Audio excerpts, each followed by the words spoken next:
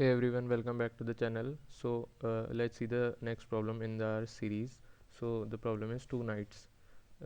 First let's read the problem statement. Your task is to count for k equal to 1 to up to n the number of ways two knights can be placed on a k cross k chess board so that they do not attack each other.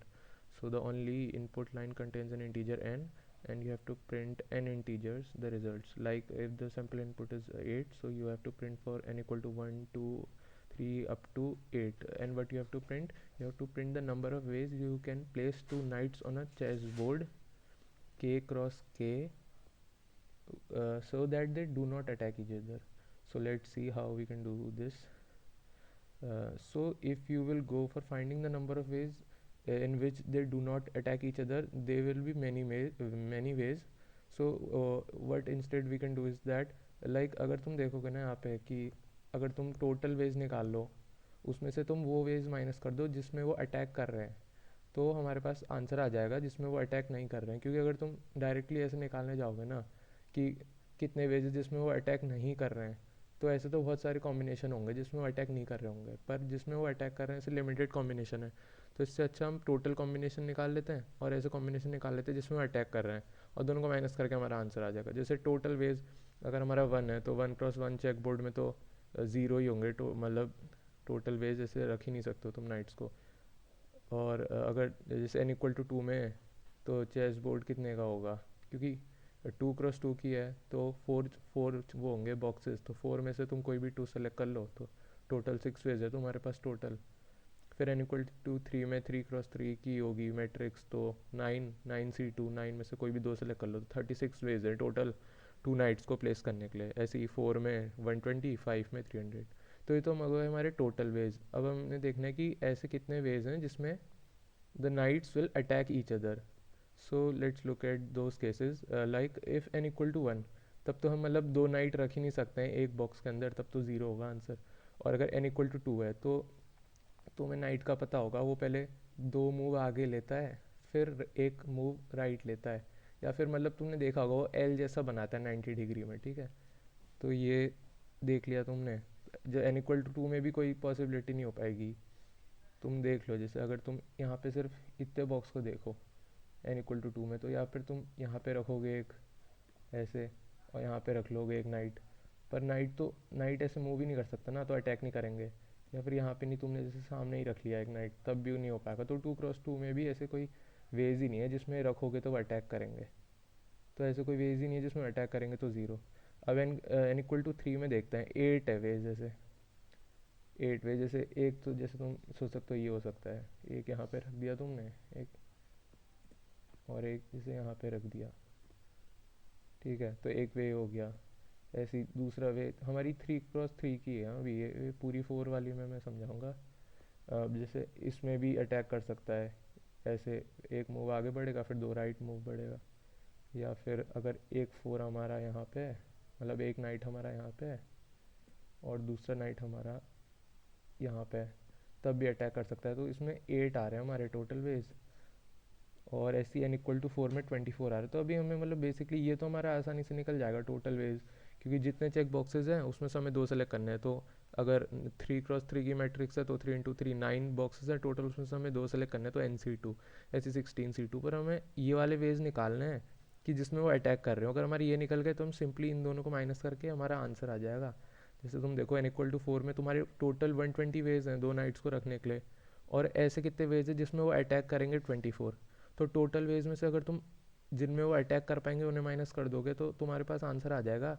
वाले veg आ जाएंगे तुम पे जिस पे वो attack नहीं कर रहे होंगे. तो 120 माइनस 24 कर लो, 96 हमारा आंसर आ जाएगा. तो हमारा मेन टास्क यही है निकालना कि नंबर ऑफ़ वेज हम कैसे निकालें जिसमें अटैक कर रहे होंगे एक दूसरे को.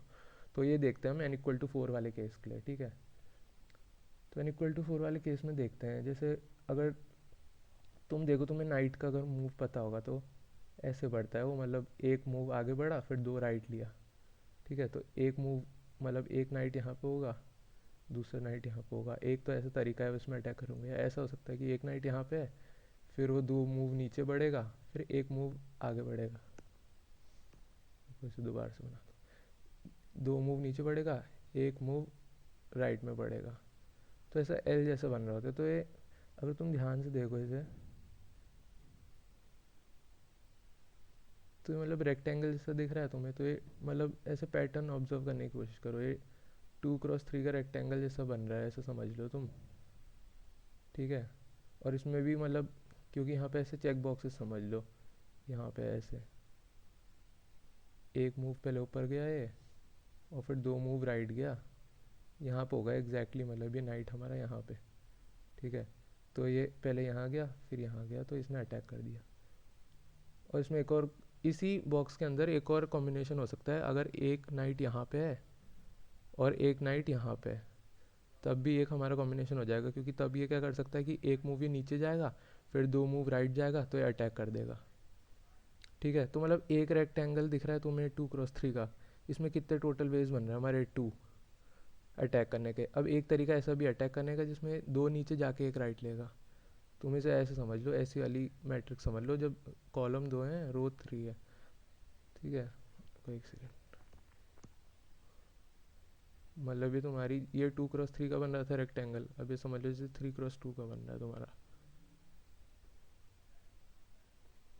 तो इसमें भी एक तरीका तो ये हो गया कि अगर एक नाइट यहाँ पे है, एक नाइट यहाँ पे है, तब तो ये सीधे मतलब 2 नीचे आएगा और एक राइट जाएगा, तो अटैक कर देंगे। या फिर एक तरीका ये भी हो सकता है कि एक नाइट यहाँ पे है, एक नाइट यहाँ पे है, तो फिर ये क्या करेगा, नीचे वाला या फिर ऊपर वाला कोई भी ऊपर जाएगा 2 और एक राइट कर लेगा।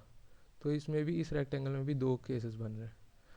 तो अगर हम ये देख लें कि हमारे चेक बोर्ड में कितने रेक्टेंगल्स बन रहे हैं, तो हमारा निकल जाएगा इजीली।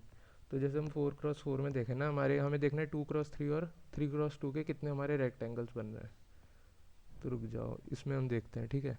तो हम पहले 2x3 के देख लेते हैं। 2x3 के अगर हम ये वाला देखें तो एक तो ये बन जाएगा, ठीक है। अब एक ये वाला भी बन जाएगा ऐसे ही। अब इसके आगे नहीं बन पाएंगे क्योंकि हमें कॉलम 3 चाहिए, पर यहाँ पे 2 ही कॉलम बच रहे हैं, तो 2 बन गए हमारे पहले वाली रो के लिए। अब ऐसे हम यहाँ पे बना लेंगे, और ये भी बन जाएगा हमारा ऐसे ही। फिर हम 2x3 के अब हम इस वाले के लिए भी बना सकते हैं, क्योंकि अभी भी हमारे पास एक रो बची। तो एक ऐसे बन जाएगा और एक ऐसे बन जाएगा।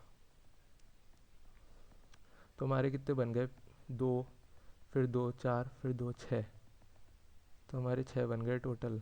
देख लेते हैं एक और बार। और हर रेक्टेंगल में हमने कितने का कितने केस होंगे, हर रेक्टेंगल में हमारे 2 होंगे।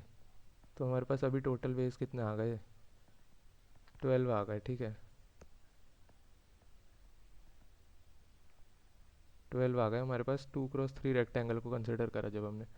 ऐसी जब तुम 3x2 रेक्टेंगल को देखोगे, तो एक, यार अब बहुत ज़्यादा वो हो जाएगा डायग्राम, तुम ऐसे खुद से भी मतलब ऑब्जर्व कर सकते हो। अगर तुम ऐसे 3x2 वाले रेक्टेंगल निकालोगे ना पूरे मैट्रिक्स में कितने बन रहे हैं, तो भी तुम्हारे टोटल 6 बन रहे होंगे। तो वो भी 6 बन रहे हैं, इक्वल बन रहे हैं। और क्योंकि मैट्रिक्स स्क्वायर है हमारी, फिर उसमें मतलब, और हर एक रेक्टेंगल के लिए हमने देखा था ऐसे फिर 2 केस बन रहे हैं, तो इसमें भी 12। तो टोटल वेज कितने हो गए हमारे 4 वाले में, 24। तो देखते 24 ही आ रहा था क्या, हाँ, n इक्वल टू 4 वाले में 24 ही आ रहा है हमारा, जिसमें वो दोनों अटैक कर रहे हैं। तो फिर माइनस करके निकाल लेंगे। अब बस यही थी ऑब्जर्वेशन। और टोटल वेज निकालने के लिए तुम ऐसे निकाल सकते हो C2 करके, और अटैक वाले वेज के लिए ऐसे रेक्टेंगल काउंट करने पड़ेंगे। तो देख लेते हैं बाकी कोड देख लेते हैं हम इसका, ठीक है। कोड देख लेते हैं हमें।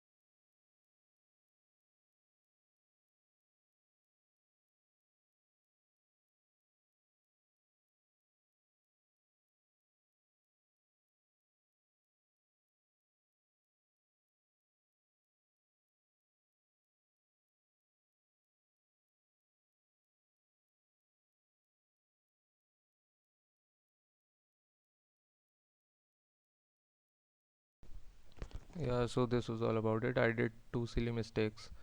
So these two lines are for my local input and output text. So this wrong summation was because of that. And the second one, because of integer overflow, I was taking int, but the input was too large, like here 10,000. So we have to take int long long. And this was all about this problem. Thank you. See you in the next video.